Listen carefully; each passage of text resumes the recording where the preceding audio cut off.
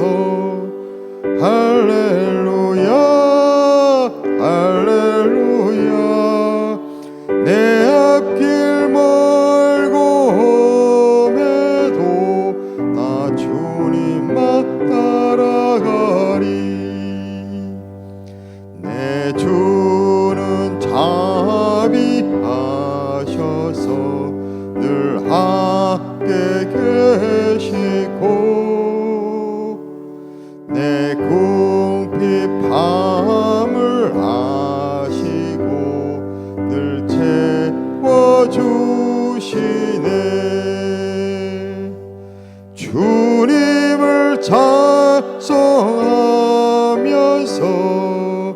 할렐루야 할렐루야 내 앞길 멀고 해도 나 주님만 따라가리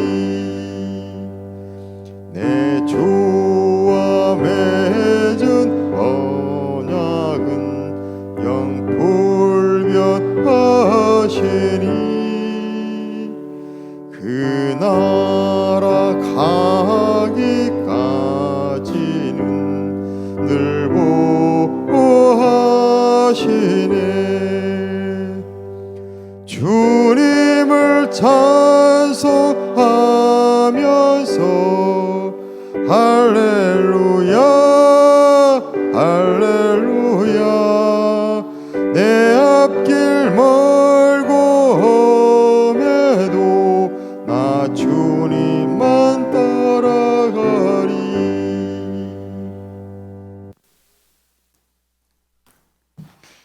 하나님의 말씀 함께 보겠습니다. 출애굽기 23장 1절에서 9절까지 말씀입니다. 출애굽기 23장 1절에서 9절 말씀입니다.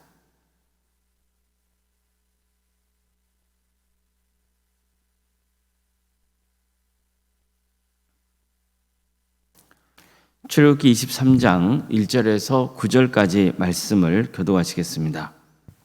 너는 거짓된 풍설을 퍼뜨리지 말며 악인과 연합하여 위증하는 증인이 되지 말며 다수를 따라 악을 행하지 말며 송사의 다수를 따라 부당한 증언을 하지 말며 가난한 자의 송사라고 해서 편벽되이 두둔하지 말지니라. 내가 만일 내 원수 길 잃은 소나 나귀를 보거든 반드시 그 사람에게로 돌릴지며 내가 만일 너를 미워하는 자의 나귀가 짐을 싣고 엎드러짐을 보거든 그것을 버려두지 말고 그것을 도와 그 짐을 부릴지니라. 너는 가난한 자의 송사라고 정의를 굽게 하지 말며 거짓 일을 멀리하며 무지한 자와 의로운 자를 죽이지 말라. 나는 악인을 의롭다 하지 아니하겠노라. 너는 뇌물을 받지 말라. 뇌물은 밝은 자의 눈을 어둡게 하고 의로운 자의 말을 곱게 하느니라. 너는 이방 나그네를 압제하지 말라. 너희가 애굽 땅에서 나그네 되었었은즉 나그네의 사정을 아느니라. 아멘. 오늘도 새벽 드리며 하나님을 간구하는 모든 성도님들의 삶의 자리마다 또 하나님께서 친히 세우시고 다스리시는 동함께 위해 하나님의 은혜와 평강이 늘 충만하기를 주님의 이름으로 축원합니다. 오늘 본문은 공정한 재판이 이루어져야 한다는 것을 강조하는 말씀입니다. 먼저 이렇게 말씀합니다. 너는 거짓된 풍설을 퍼뜨리지 말며 악인과 연합하여 위증하는 증인이 되지 말며 다수를 따라 악을 행하지 말며 송사의 다수를 따라 부당한 증언을 하지 말며 가난한 자의 송사라고 해서 편벽되이 두둔하지 말지니라. 이 말씀은 특별히 증언과 관계가 있습니다. 요즘이야 과학 수사도 발전되어 있고 또 CCTV 등 여러 수단을 통해서 진실 여부를 가릴 수 있지만 고대 이스라엘 사회에서는 증인들의 증언이 결정적인 영향을 미칠 수밖에 없었습니다. 그래서 증언에 영향을 미칠 수 있는 헛소문을 퍼뜨리면 안 되는 거죠. 또 악한 사람과 결탁해서 위증해서는 안 되는 겁니다. 뿐만 아니라 다수의 의견을 따라서 악을 행하지 말아야 합니다. 물론 다수의 의견은 존중돼야 합니다. 사실 민주주의의 꽃이라고 불리는 선거제도 역시 다수의 의견로 대표가 선출되는 방식이지 않습니까? 하지만 그렇다고 해서 늘 다수가 옳은 건 아니죠. 그런 의미에서 비록 소수라 하더라도 진실을 따르는 게 옳다는 겁니다. 그게 중요하다는 거예요. 다수의 주장에 편승해서 부당한 증언을 해서는 안 되는 겁니다. 또 가난하고 힘없는 사람이라고 해서 무조건 그 사람의 편을 들어줘도 안 된다고 말씀하셨습니다. 이것은 편견이라는 게 얼마나 진실을 왜곡시킬 수 있는지를 일깨워줍니다. 당연히 힘 있는 사람이라고 해서 그를 두둔해서도 안 되는 거죠. 그러니까 중요한 것은 진실인 거예요. 저 사람은 가난하고 힘이 없기 때문에 무조건 그 사람 편만 들어줘야 된다. 그 사람이 옳다. 이것도 편견이란 말이에요. 또한 저 사람은 힘이 있기 때문에 나는 무조건 그 사람의 편을 들어줘야 된다. 그것은 당연히 안 되는 거죠. 그러니까 중요한 것은 진실이에요. 진실을 밝혀서 공정한 재판이 이루어지도록 해야 한다는 겁니다. 자, 다음으로 이렇게 말씀합니다. 내가 만일 내 원수의 길 잃은 소나 나귀를 보거든 반드시 그 사람에게도 돌릴지며 내가 만일 너를 미워하는 자의 나귀가 짐을 싣고 엎드러짐을 보거든 그것을 버려두지 말고 그것을 도와 그 짐을 부릴지니라. 한마디로 원수가 곤란한 일에 처하면 도와주라는 거예요.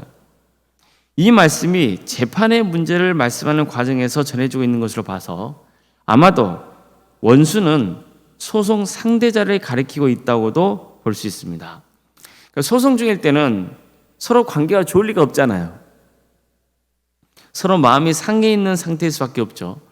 비록 그렇다 하더라도 소송 상대자가 어려운 일을 겪는 것을 보거든 기분 좋아하거나 무시하지 말고 도와줄 수 있는 대로 도와주라는 거예요. 길을 잃고 헤매고 있는 원수의 소나 가축을 보았다면 그냥 지나치지 말라는 거예요. 가축을 이끌고 원수에게 데려다 주라는 겁니다. 또 소송 상대자의 나귀가 짐에 눌려 쓰러져 있는 게 보이면 또 그냥 지나치지 말고 그 짐과 함께 나귀를 일으켜 세워주라고 말씀하고 있는 겁니다. 하나님이 이런 명령을 내리신 것은 또 이런 기회를 계기로 화해할 수 있기 때문이에요. 이게 얼마나 좋은 일입니까? 우리도 보십시오. 꼭 재판의 문제만 아니라 살다 보면 서로 마음이 상할 때가 있잖아요. 어떤 경우는 꼴로 보기 싫을 때가 있죠. 그렇더라도 기회가 된다면은 그 사람에게 선을 베풀라는 거예요. 그러면 그걸 계기로 서로 화해할 수도 있고, 설령 끝까지 화해를 못하더라도 하나님이 선을 베푼 자의 그 마음을 보시고 은혜를 베푸신다는 겁니다. 살다 보면 갈등이 없을 수는 없으나 항상 성도는 그럼에도 불구하고 선을 행하고 화평을 도모해야 됩니다. 로마서에도 이런 말씀이 있습니다.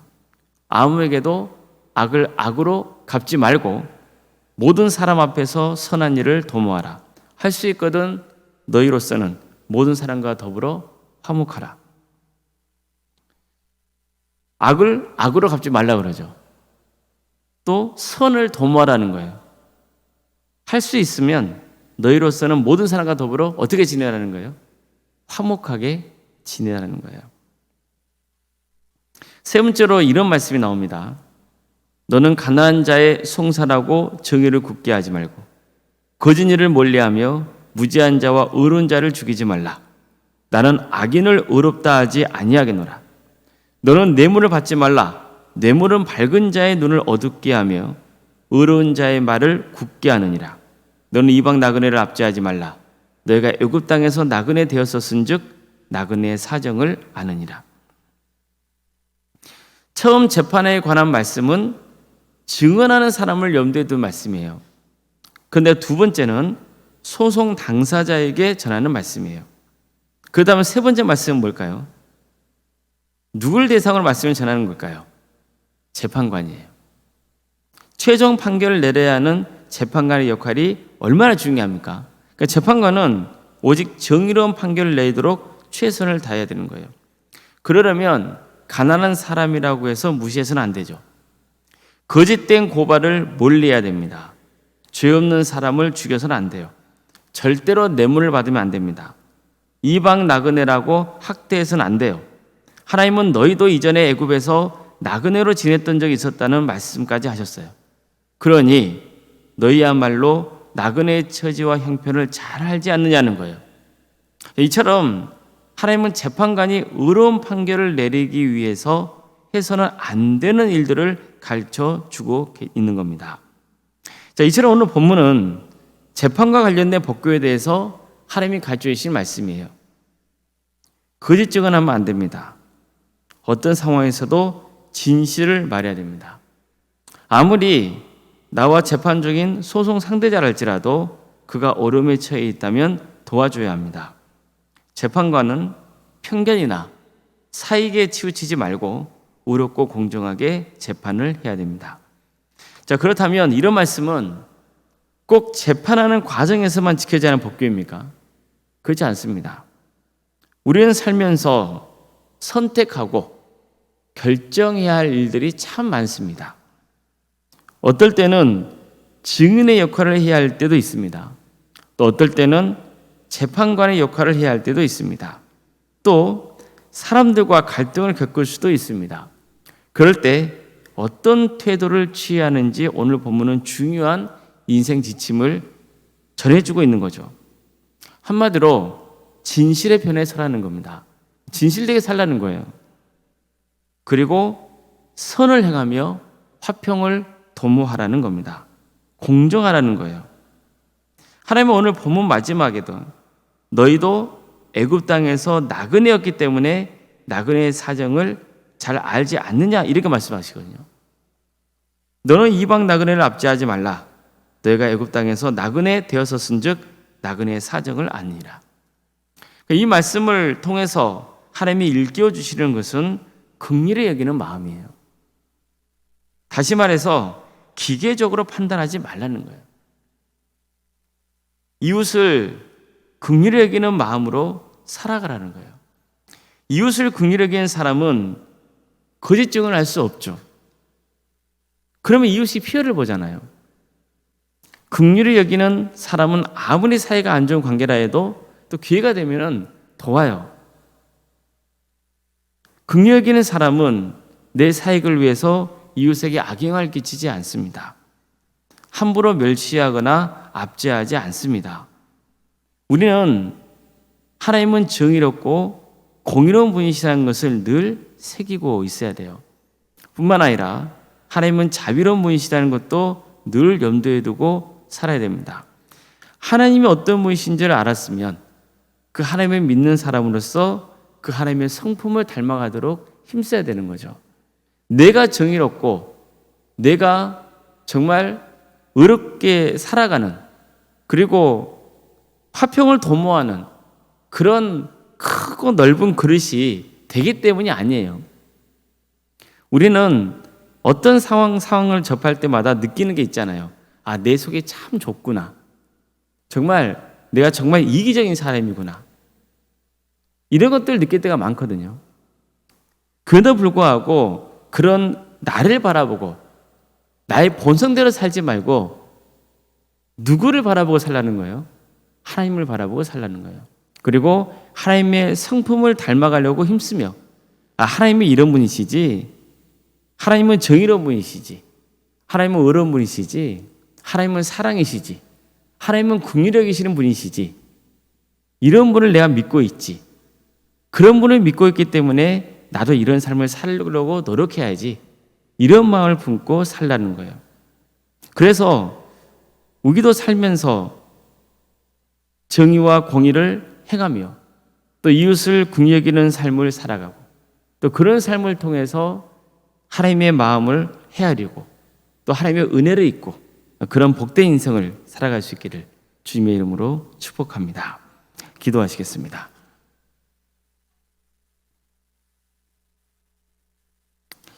사랑하는 하나님, 오늘도 새로운 날을 허락해 주셔서 감사드립니다. 하나님을 믿게 해주시고 하나님이 어떤 분이신지를 알게 하시니 감사드립니다. 우리가 하나님을 믿는 성도이기에 하나님의 성품을 닮아가는 인생을 살게 하여 주시옵소서. 정의롭고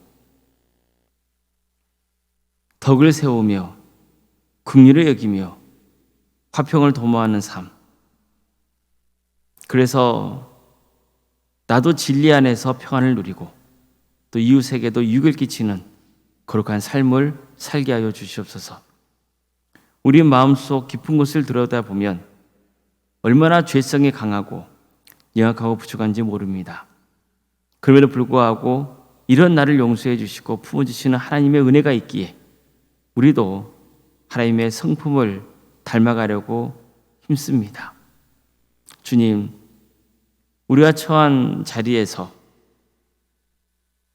항상 하나님을 믿는 성도답게 품격을 지키며 살아갈 수 있도록 인도하여 주시옵소서.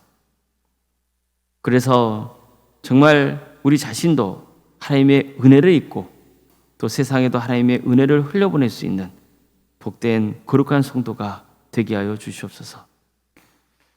도함교를 세워주시고 지금까지 지켜주시는 애 감사를 드립니다. 주님, 도함교회가 복음의 진리 위에 굳게 서 있게 하여 주시고 우리 성도들 모두가 서로 사랑해서 하나 될 수 있도록 인도하여 주시옵소서. 서로 사랑으로 하나 된다는 것, 말처럼 쉬운 일이 아닌 줄 압니다. 서로 용납하고 또 참아주고 인내하며 품어주고 그렇게 살아가야 된다는 걸 압니다. 주님, 우리에게 그런 마음을 허락하여 주시옵소서. 우리가 교회 공동체 안에서 먼저 이런 삶을 훈련받게 하여 주시고 그래서 더욱더 성숙한 성도로서 세상에 나가 승리하는 삶, 세상의 빛과 소금의 삶을 잘 감당해 나갈 수 있도록 주께서 친히 함께하여 주시옵소서. 어려움에 처해 있는 성도들이 많습니다. 주님, 도와주시고 함께하여 주시옵소서.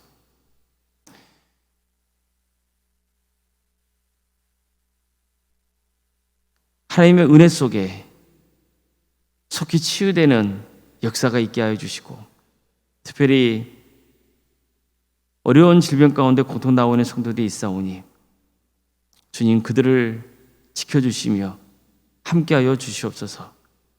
병원에서 또 치료받고 있는 우리 성도들이 있습니다. 주님 속히 회복될 수 있도록 함께하여 주시옵소서. 이제 수술을 앞두고 있는 우리 성도들도 있습니다. 주님 도와주시고 함께하여 주셔서 은혜 중에 치료가 잘 될 수 있도록 도와주시고 건강한 모습으로 하나님을 예배할 수 있도록 주께서 친히 함께하여 주시옵소서. 사랑의 하나님, 학업으로 직장으로 또 군복무로 또 여름편 가운데 해외에 나가 있는 우리 성도들이 있습니다. 어느 자리에 있건 그들의 안전을 지켜주시며 또 그들이 하는 일에 하나님께서 친히 역사하여 주시옵소서. 예배자로서의 삶을 살아갈 수 있도록 주께서 친히 함께하여 주시옵소서. 자녀 잉태를 바라는 가정이 있사오니 주님께서 그 가정에 자녀를 허락하여 주시고 또 자녀의 출산을 앞둔 가정도 있습니다. 그 가정을 복되게 해주셔서 은혜 중에 출산을 잘 마칠 수 있도록 인도하여 주시옵소서. 우리 자녀손들 하나님께서 친히 함께하여 주셔서 그들 끝까지 구원으로 인도하여 주시고 그들의 신앙이 잘 자랄 수 있도록 주께서 함께하여 주시며 이 세상에서 살아갈 때 세상에 유익이 되는 복된 삶을 살아갈 수 있도록 주님 친히 함께하여 주시옵소서. 취업과 결혼을 위해서 기도 중에 있는 자녀들이 있사오니 주님 도와주시고 함께하여 주시옵소서. 우리 성도들 사업자가 직장의 자리를 지켜주십시오. 하나님께서 친히 다스려 주셔서 이 귀한 사업과 또 직장의 자리를 통하여서 하나님 영광 받아 주시옵소서. 교회, 학교와 구역과 자치기관 또 전도특공대와 기도특공대, 동암지원센터와 살아있는 등 여러 부서를 운영토로 인도하심에 감사드립니다. 또 소그룹을 또 만들어서 또 활성화될 수 있도록 이끄신 것도 감사드립니다. 이 모든 귀한 사역을 통하여서 참여하던 많은 영혼이 주님을 만나는 역사가 있게 하여 주시고 특별히 오늘부터 진행되는 청년부 수련회 가운데 함께 하여 주시어 이 시대 청년들이 주님의 뜻을 바르게 알고 또 하나님을 신실하게 믿는 성도가 되어서 정말 이 땅의 교회를 세워가며 세상에서 하나님의 능력으로 승리하는 삶을 살아가는 우리 청년들 다 될 수 있도록 주께서 함께하여 주시옵소서. 부흥회를 앞두고 있습니다. 주님 함께하여 주셔서 많은 성도들이 하나님의 큰 은혜를 누리는 귀한 역사가 있게 하여 주시옵소서. 언론상과 사모님 성령 충만케 하여 주시고 또 평안의 축복을 보여주시며 믿음의 명가를 세워져 갈 수 있도록 주께서 친히 함께하여 주시옵소서. 장로님, 안수이사님 또 권상과 지상 교육자 모두에게 성령 충만의 역사를 가해 주십시오. 정말 이대 은신을 통하여서 하나님 영광 받아주시고 낙과 겸손한 마음으로 직분을 잘 충성되게 감당할 수 있도록 인도하여 주시옵소서. 우리 교회에서 드린 모든 예배가 성령 충만의 예배가 되게 하여 주시옵소서. 오늘 밤에는 금요기도회로 모이게 됩니다. 많은 성도들이 모여서 하나님을 예배하며 기도할 때 그 기도를 들어주시고 응답하여 주시옵소서.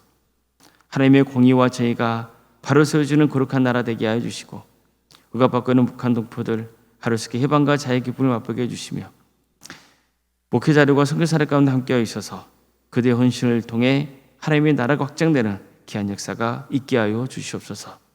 오늘 하루의 삶도 주님께 온전히 의지하오며 거룩하신 예수님의 이름으로 기도드리옵나이다. 아멘. 하늘에 계신 우리 아버지, 아버지의 이름을 거룩하게 하시며 아버지의 나라가 오게 하시며 아버지의 뜻이 하늘에서와 같이 땅에서도 이루어지게 하소서. 오늘 우리에게 일용할 양식을 주시고 우리가 우리에게 잘못한 사람을 용서하여 준 것 같이 우리 죄를 용서하여 주시고 우리를 시험에 빠지지 않게 하시고 악에서 구하소서. 나라와 권능과 영광이 영원히 아버지의 것입니다. 아멘.